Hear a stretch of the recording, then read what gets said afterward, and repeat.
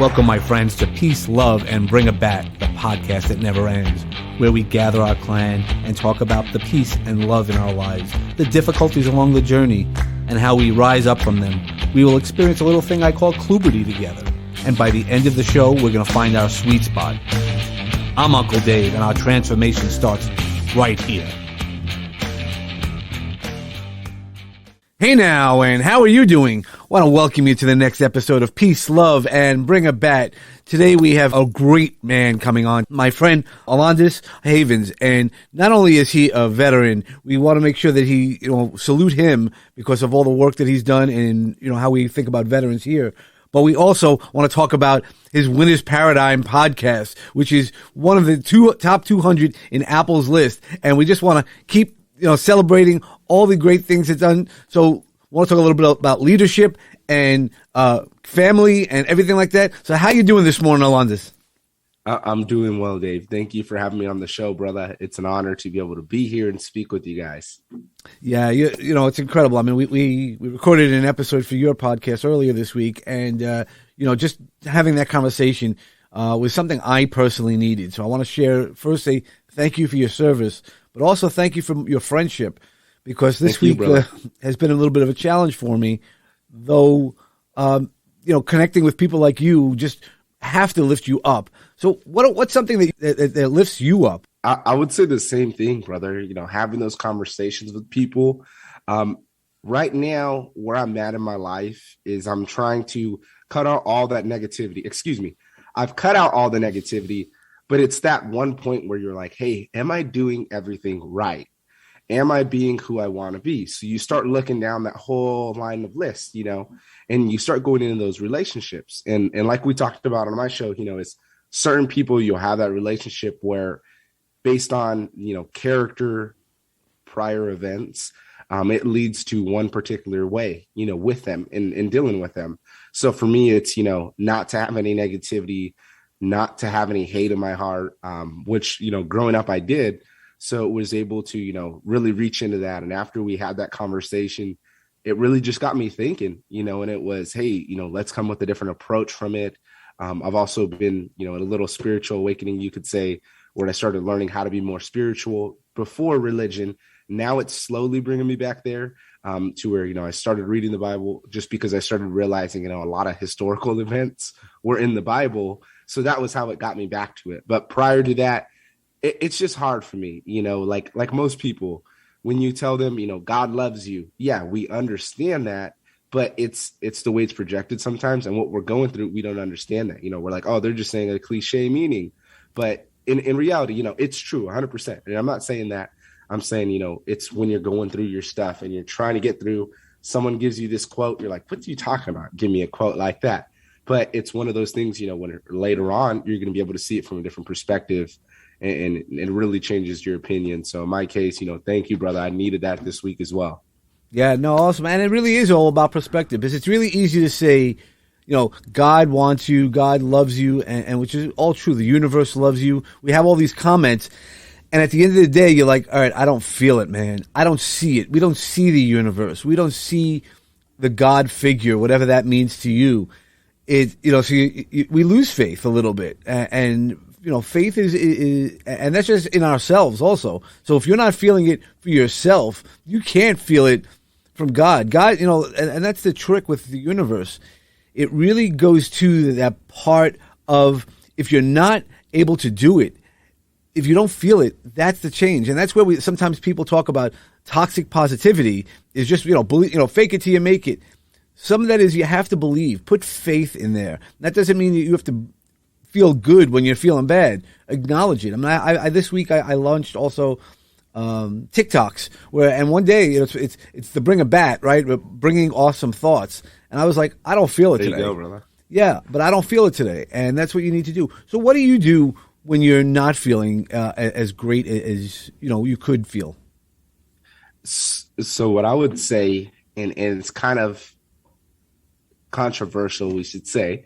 Because some people, when you're feeling that way, they want to keep going. Mm-hmm. Now, my problem is I overload my book where it's like I want every single ounce of time that I can use because I know time is limited. So I'm, spending 6 hours with my daughter a day when I get off of work.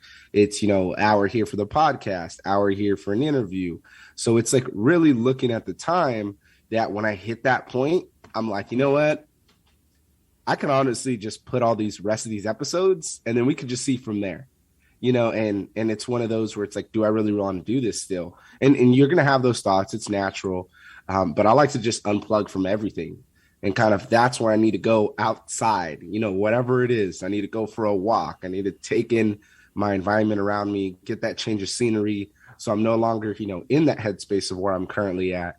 Because if not, I'll stay home and just keep pushing. But that's part of the problem, is when we do feel that way, we don't recognize it. We say, all right, let's keep pushing. And then when you keep pushing, you never really handle that problem to where later down the road, it may affect you. So in my case, all that stuff was happening to me continuously. Love to do that, where you go outside and you just go for a walk or something, and just really take in your environment. Yeah, that's huge, because knowing yourself, and that's one of the biggest part of self-care is actually really taking that self-care, that time to find that balance in life. You can't go 1,000 miles an hour the whole time. You can at point. I mean, look, let's be really honest. I want the audience to know how devoted Alundas is into his practice. He lives in California. We're recording this on a Saturday morning at 9 o'clock Eastern, but that means it's 6 a.m. Pacific. He just, we were sharing beforehand, he was up all night with his daughter, right? You can't control babies, and he's still here. He's up and running. So I just want to make sure that he knows that, one, we're supporting him, but also that he knows how to balance his life and what he needs to do. And that's the really important part of everything, is knowing your boundaries. And I'm sure later, as he said, he wants to spend 6 hours with his daughter, which is awesome. He gives all in when he's there. At every moment, he puts all in, including his self-care. I love that, Dave, and thank you. And with that, I'd say one more thing. Part of that as well, you got to know when to switch the hats. You got to put the dad hat on, you got to put on the work hat, and then you just got to stop, because part of that as well, as we get so happy on what we're doing that, and I feed off energy. If I'm, feeling great, I want my wife to know that I'm feeling great and be able to share that. Because if not, then I feel that energy's bottled up and it goes away. So that's where I'm like, hey, this is exactly it. But what I learned is sometimes I don't switch those hats in time to where, I'm end up talking to my wife about the podcast and about business conversations, and she's listening, but I'm like, hey, you need to pull back. This isn't something we should do right now when we're talking about business. Let's talk about family or talk about doing something else. So it's, like we said, having those good time management, committing to it, and then simply from there, just switching those hats. So you're fully, giving your undivided attention, like you said, brother. That is awesome. Thinking about it as hats or anything, but also, with your partner, with your wife, you could talk about business and the other parts of your life, but you have to always refocus on the us piece, because that's where we get lost. And I'll be guilty as charged for doing that. And, there's a lot of things that I'm guilty of in life, and those are among the things. We sometimes get so dug in to our own life that's going on, our own perspective, that we don't see others' perspectives. And, I've been guilty and definitely pay the price for that. And Same here, brother. Yeah, but it's good to have that awareness. And, so what do you do to make sure that you keep that focus or that self-care? What are some things that you do? Good question. So for me, and it's different for everybody, so you got to find what's going to get you to where you want to be, but mentally be able to clear that site, construction area that's going on. You got to be able to clear it, So for me, I love going to the gym. I love lifting weights. And for me, that's just my one time where it's pain in there lifting, because I deal with a lot of problems with my joints, elbows, knees, hips, shoulders. So I feel like trash every single morning waking up. I don't want to get out of bed. Best thing my wife bought me is I have like 110-degree heated blanket. So I wear that to save me. And then I have a weighted blanket on top of it. So I'm like doubling down on the mental health, trying to work on it so I don't get anxiety attacks or anything like that, which has totally slowed down now with actually, more self-care, taking care of myself. But I'm saying all those things because those are steps I need to do in order to accomplish what I actually need to do. So what's funny is that's my one time where I just go in there and block everything out, or if not, I'm really big into music. So I just put on headphones, and just listen to music, which is a little more difficult now. So I got to wait till the baby's asleep, but really just take that time for you, and just do whatever you need to do. So like I said, if it's either going to the gym for me or it's listening to whatever music, I go large ranges, it's just where I'm able to just think, and I'm like, thinking about a song. And I'm like, at their point in time when this was made, life was completely different than where we're at, show a little bit of gratitude, it starts shifting a little bit. Or I'm thinking about something and I'm like, I don't understand why somebody said this negatively and said it wasn't like this back then, but this person was back there and they were doing this. And I'm like, so what are we really talking about? No one knows. It's hearsay. We're just going on about it. And then internally, once we have that fear, we have that negative thought, if we don't kill it, it's going to kill us, and it's going to keep going at us. So it's for me to really just calm down, look at myself and say, hey, you're going to be okay. You need to take a couple deep breaths, but let's just relax so we can be able to refocus and get back to that mission. Yeah, I love all the R's, but and that's part of what you do. So you do that also, and you're a leader. Let's be really honest. So all the pain that you just said, the physical pain that you'd gone through, is mainly from the service that you had done as a Marine. And yes, again, I just want to say thank you again.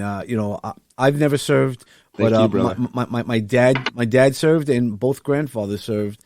And you write that blank check. I mean, I thank God that the blank check was not cashed on your behalf, and that you're here to kind of give out that message. And part of that message is about leadership and how you take care of those around you. You've been telling us about your family and everything like that, but you also have an amazing podcast, The Winner's Paradigm. Could you tell us a little bit about that?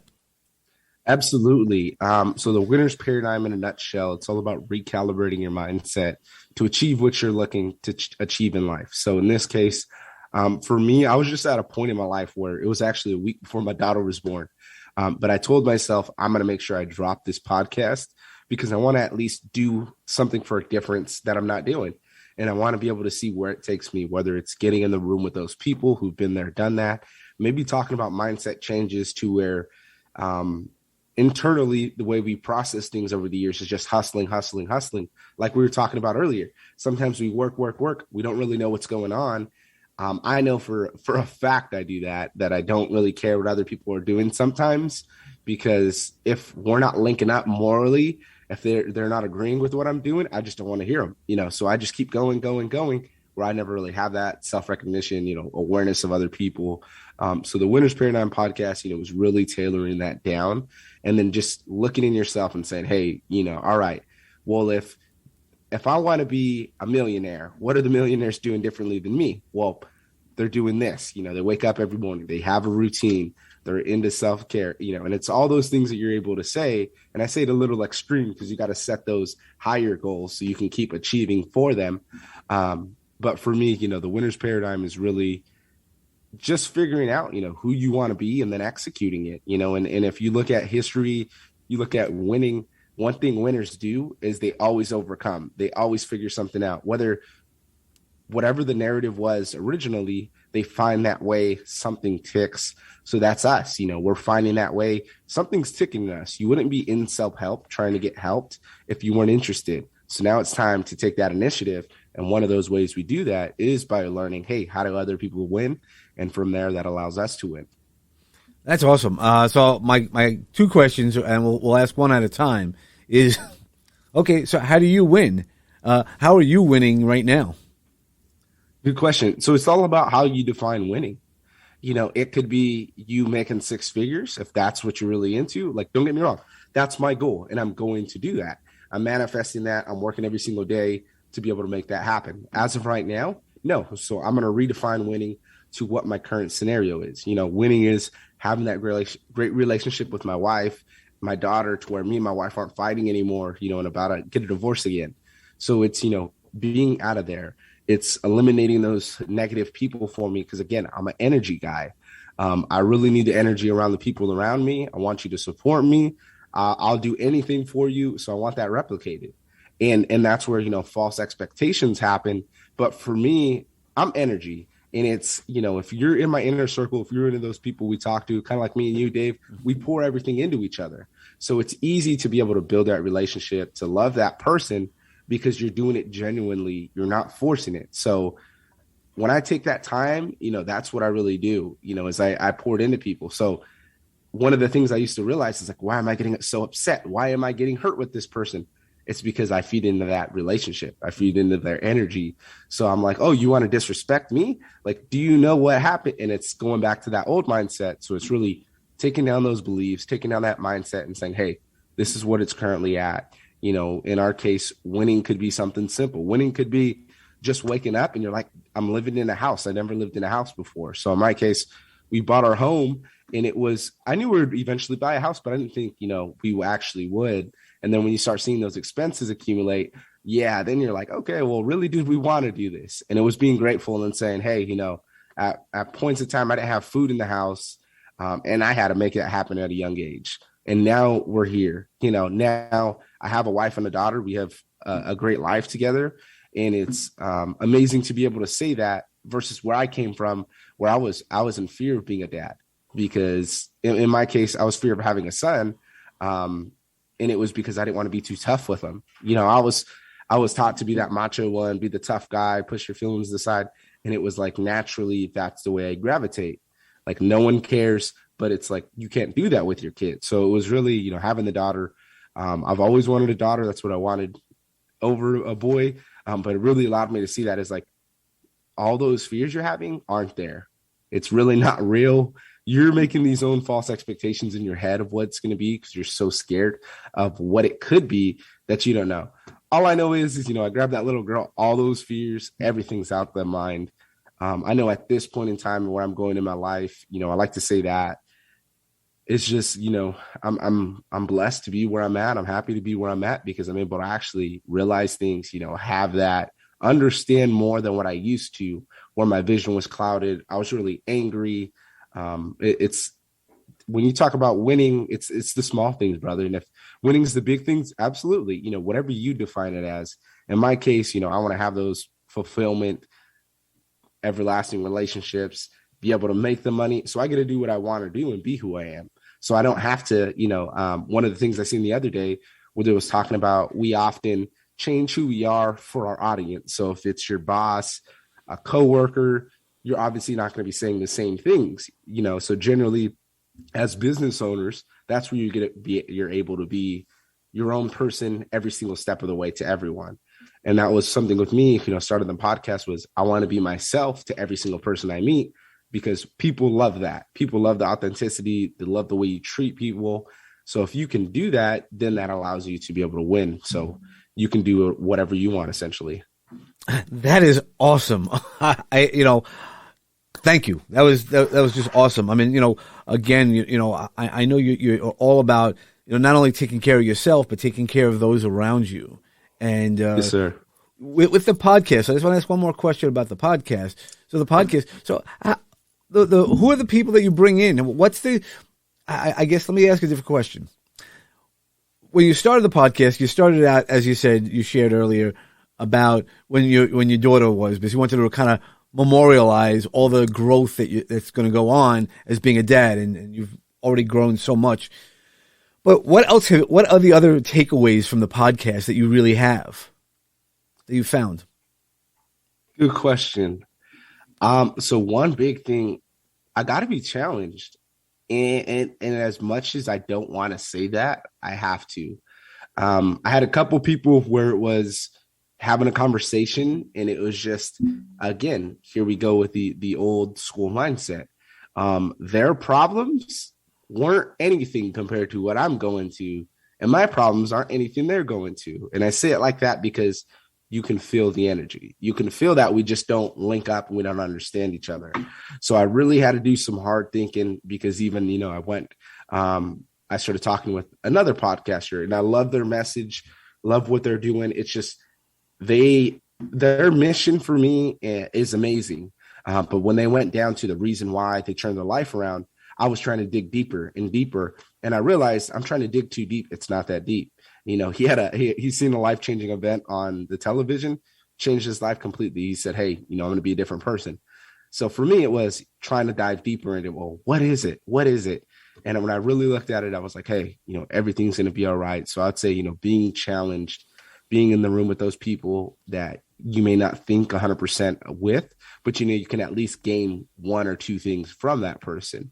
And podcasting as well is there's so many critical elements to it that we don't realize that you really got to put your time and energy towards it. So for me, it was like a little bit here, not really caring about this, having a different vision. I'm going to go this way with the artwork, so eventually we can change it.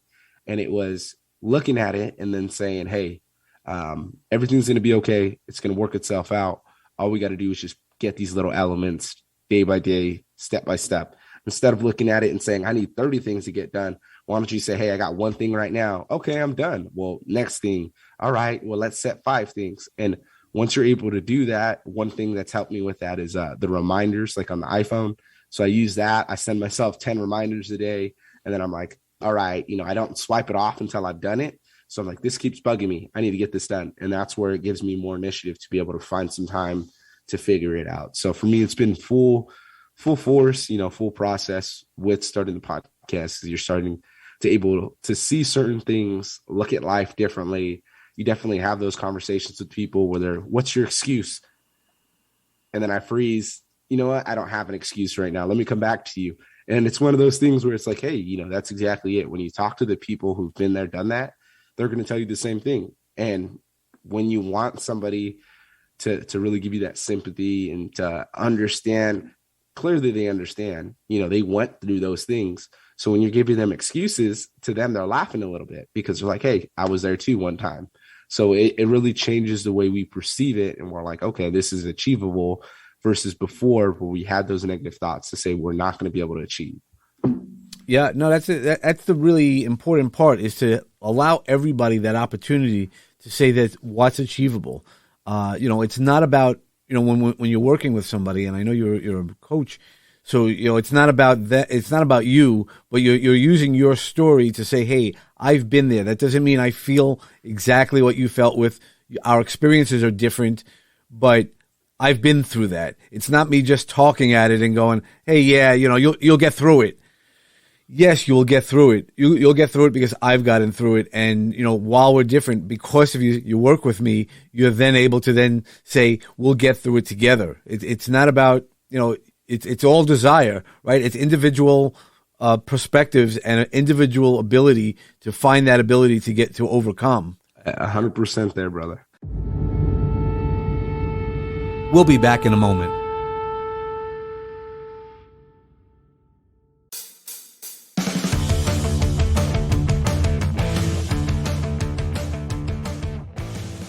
This is John and Mark Cronin from John's Crazy Socks.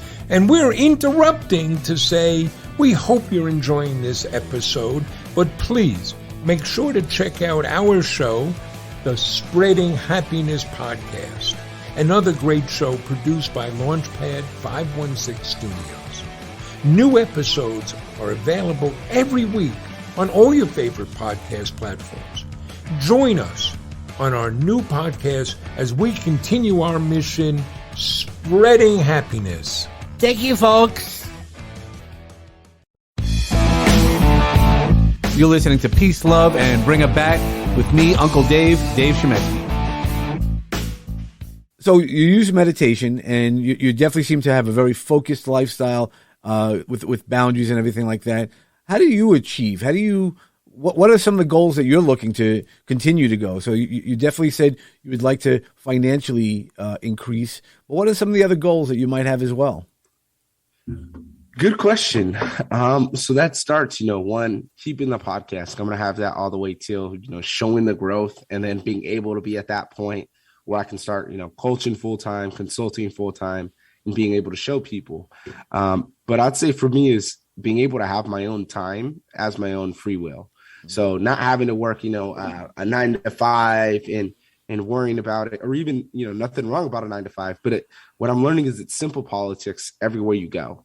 And in my case, I'm being hyper analytical. I'm saying well, I don't like this leader because they don't do this. And that's one of my flaws from when I was in the military, because I didn't have some of the best leaders. So I make sure that I try to be that. But again, that's where it's putting, that unreasonable expectation on somebody, where I say that and I'm judging them, saying I'm gonna hold you to this standard when they may not at all come close to our standards, because that's not the way they operate. They operate differently.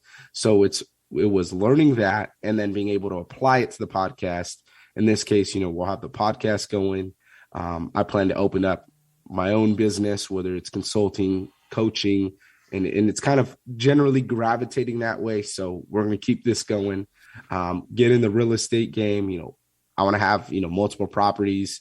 So when my time's up, I can be able to at least give my kids one, or give them, an excess of money, and be like, hey, this is what's here. If you work for it and you achieve it, if not, well, have fun, and I want to be able to do that for them.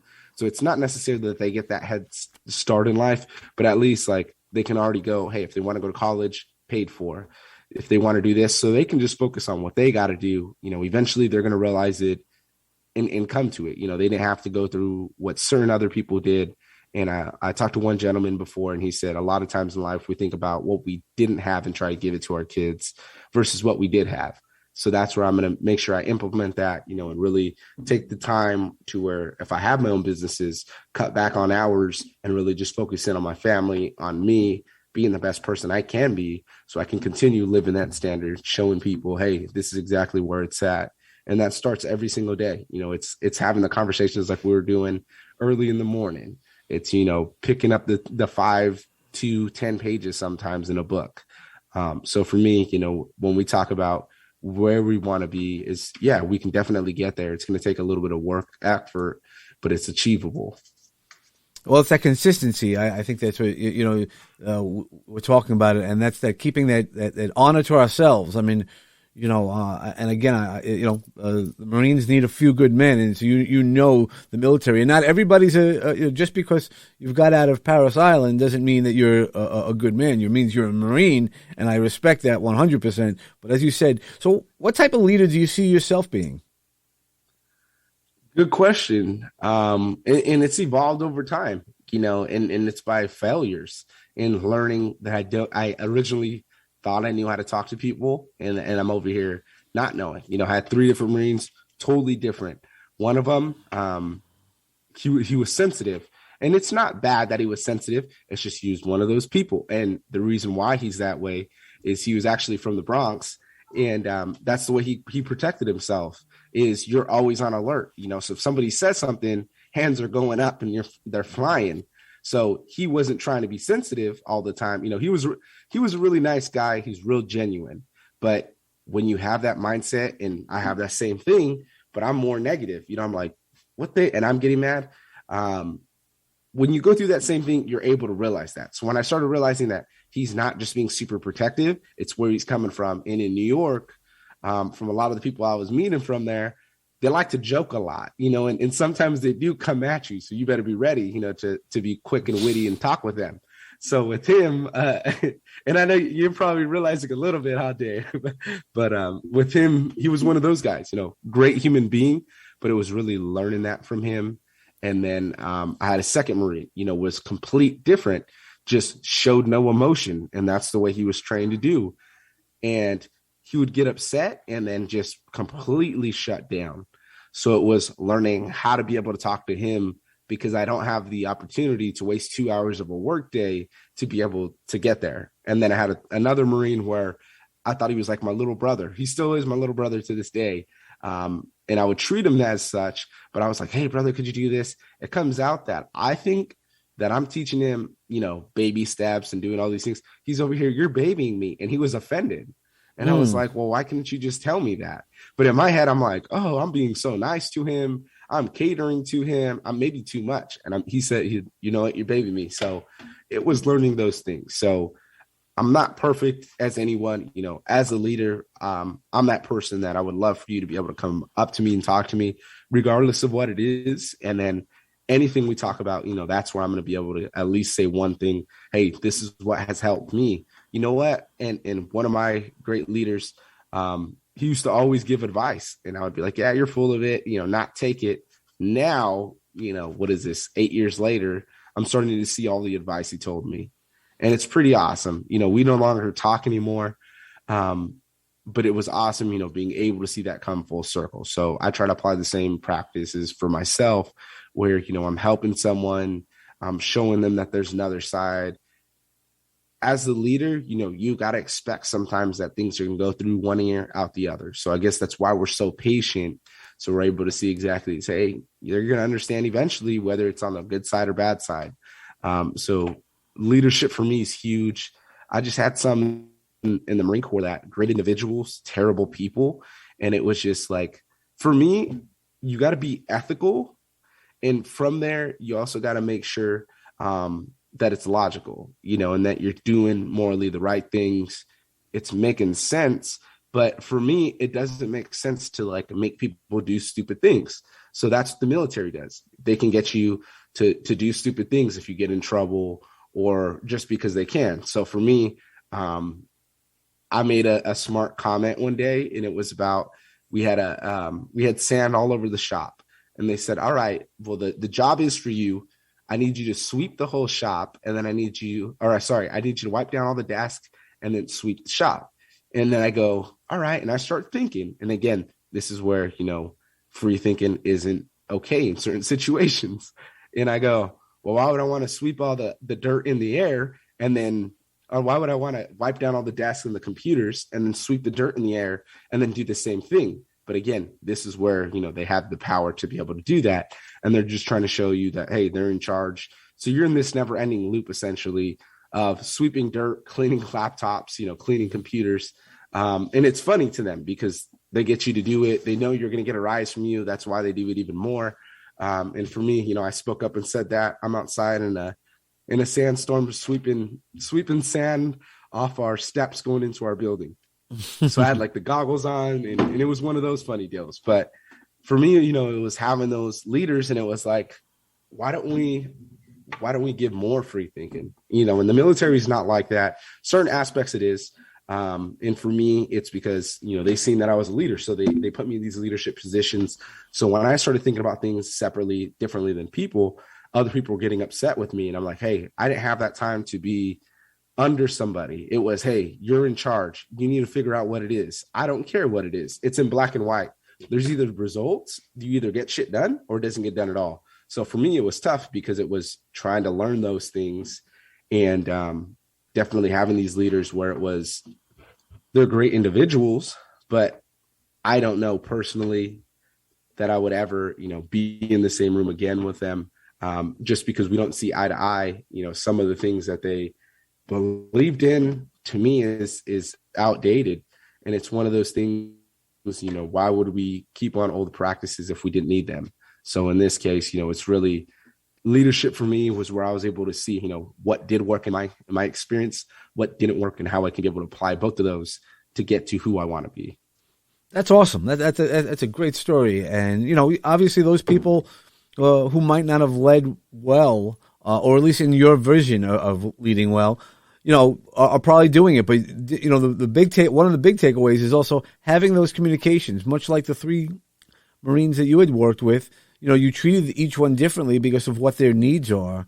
And, the one that you thought you were treating the best actually felt you were being treated worse because you were babying him. And, but having that ability to have that conversation, and that's what it always is. It always goes back to communication and recalibrating, because when you're able to do that, then you can go, oh, that's not what I intended to say. That's not intended on how I wanted to say it, but that's really powerful. And just to let you know, New Yorkers really are we get a hard reputation, but it's because we're so passionate about things, and but we're also the easiest. I mean, I've over the past months, I've had lots of talks, and they're like, "Oh, you're a great New Yorker." I'm like, "What do you mean?" Most people are gonna love it, but because we're very protective, so it depends on how you want to do things. And look, if you live around 8 million people, you do not want to be waiting around as somebody's looking up at a tall building. Get out of my way. I get it. So exactly. Yeah. So it's a lot of things going back to that perspective, how we all look at it, and we come from different backgrounds and learnings. So you've had to probably unlearn a lot of things. What's the most powerful thing you had to unlearn? Good question. I would say watching somebody do everything that watching somebody do everything that you try not to do. And I know it sounds, cliche there, but for me, was watching my dad take all these steps, great person. And I talk about wasted potential because I feel like, all the intangibles to be a millionaire, to be this great person that could lead, be active in his community, but just chooses to sometimes do it, and do dumb things. And for me, it's like watching the abuse. It really took a toll, and it was unplugging from all that and me being angry because that's how I grew up, in my environment my whole life. We're talking from 4 years old to 20. We'll say 22. I was just angry as a person, when it came up to my dad because of certain ways that I grew up, the way we perceive things, the inability to talk. So it just really made me bitter, when it came towards him. And it was funny is I thought I had all aspects of my life checked out. And then when it came to my dad, I'm like, nope, that's just not what we talk about. And the reason why is because I hold him to a standard. And like me and you were talking about, you got to meet them where they are, not where you want them to be. And for me, it was, I see you doing all these stupid things. Why don't you just relax? Why don't you just take some time, and think about your actions before you pick up the bottle? But certain people don't think that way, so it was really seeing all these things going on, the party house, my dad bringing in girls every single week, new ones. And at first, he conditioned me to think that stuff was cool. And then when I start repeating it, I'm like, this shit's whack. Like I'm over here wasting all this time, energy, money. No one cares about me. No one, like, when have I had a genuine conversation, and it's straight down to the business, straight down to drinking, whatever it is, so it was really watching all those things, repeating a little bit, realizing that a lot of our characteristics are similar, but us as people are differently because of our mission statement because what we want in life. So for me, it was unplugging from that. I looked at when I was younger, we're talking about like 6 years old to about 18 years old. I would look in the mirror and hate myself because I look exactly like my dad. And I'd be like, why did God choose me to look like him? He's trash. I don't want to be trash. And it was one of those things like I used to get so angry on. And then when I realized it, I'm like, yeah, we can be the same thing. And part of that too, what would get me upset was all his friends would always call me Little Bryce. And I would get upset and I'm like, I have a name. And it was always that way because my family labeled me. My dad's crazy. He just does crazy shit. He's that one that they give him get out of jail free cards. And when I was younger, he was like, hey, that kid's looking at you. You better go fuck him up or I'm gonna fuck you up. That kid's doing this. So it was real just acting reactive and fighting and being tough, being a guy as I thought, so all my family labeled me as crazy. And they're like, yeah, that's the crazy one. He's always saying something. He'll do something. So I believe that. And I let them control who I was. And they were like, oh, well, the apple doesn't fall too far from the tree, huh?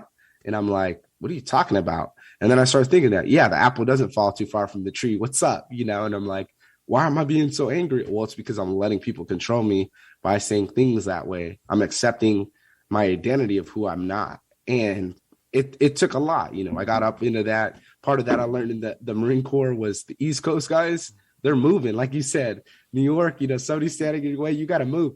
I went to the schoolhouse and it was just straight hood.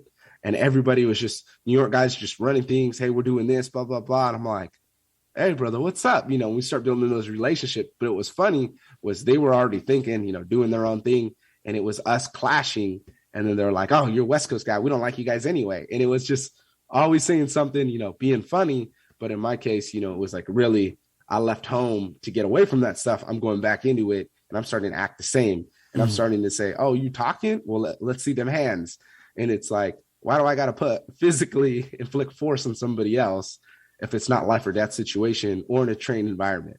And these guys, we're over here fighting each other. We're going to get kicked out of the military if we get caught, and if it's continuous, because it wasn't like every, other day. It was every single day, saying something, going into somebody's room, door flies open, foot flies open, somebody's kicked in the chest. Like, we were just going at it because it was fun. We thought it was, but it was looking at yourself and being like, hey, is this who I want? It was a great time. I definitely do that again because it's a great learning point. But it was, ultimately learning that, hey, this is an acceptable behavior. You may think that you wanted to get away from home. Now you're acting the same. How are we going to unplug and do that? So it just started, with hearing the things I didn't want to hear. Eventually my wife told me what I was doing. Slowly started realizing it, but it was for myself. When I stopped drinking, no one really gave a shit. No one really talked to me anymore. And it was, hey, that's okay. You know what I mean? That's what they want to do. I'm not going to do that anymore. So it was kind of unplugging, and you start realizing all these little tidbits slowly certain things trigger. And you're like, hey, I really don't agree with that. I was kind of talking to my mom the other day, like Monday, and she was talking about how, if someone's saying something negative, being negative, F them. And I was like, yeah, I agreed. And I thought to myself, and I was like, at one point in time, I used to say that about everyone. F this person. Yeah, you know what I mean? Put them on the list. I don't like them either. And I'm like, honestly, I don't feel that way anymore. I just can't. Like, yeah, it's fun to say it. But for me, it's like, why would I want to give them any power over me to say that? If we're not linking eye to eye right now, cool. I'll talk to you in the future. If not, if we don't ever talk again, I apologize. I still love you, but we're not linking up on that same page. So for me to be able to give somebody, that 30 seconds to be able to control my mind, I'm not going to do it anymore. So I just say, all right, like we're saying, somebody's calling you names, just accept it. They're going to stop what they're doing. It doesn't mean it's true. You were going to do it. Exactly. Yeah, right. You could call me whatever you want. And, look, I had an instance like that recently, where somebody and I was having disagreements, and I'm like, dude, it's okay. I'm okay with walking away. And no, that's not what I'm saying. I'm like, and eventually the guy kept on pushing, and I was like, dude, F you. Like the way he was saying it. And then I apologize for saying that. But he's like, oh man, but you're always supposed to be talking about positivity. I'm like, no, it's peace, love, and bring a bat. I'm like, if you really keep pushing me, I'm just going to tell you now that's it. And again, not using the right language, but at some point we do make mistakes on our language, and that's something we have to walk past and learn from. Because we do is again bring us back to where we want, refocus, things like that. So I know we've used a lot of your time, and I don't want to steal any more. It's early in the morning, and enjoy the quiet while the baby's sleeping. Is there any final seeds of knowledge you'd like to share with us before we leave today? All right. So I'll say seeds of knowledge. Me and you were doing this, Dave. Join a group. There's so many groups out there for whatever you're interested in, and if you genuinely have a passion, maybe it's cooking. There's Facebook groups, there's LinkedIn groups, there's, Mighty Networks groups.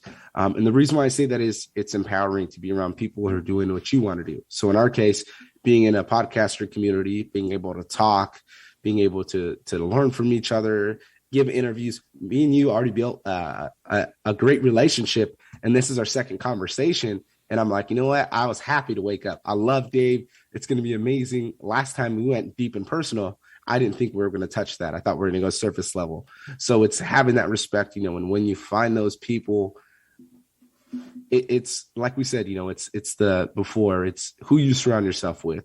If you look at those 5 people and you say, hey, what are they doing? Do they align with us? Well, if you find a group, you're going to find some more like-minded individuals. So maybe that's going to empower where you want to go. So what certain people would do is try to look at in their inner circle of 5 people, and then 2 of them shut it down, whatever, they're discouraged.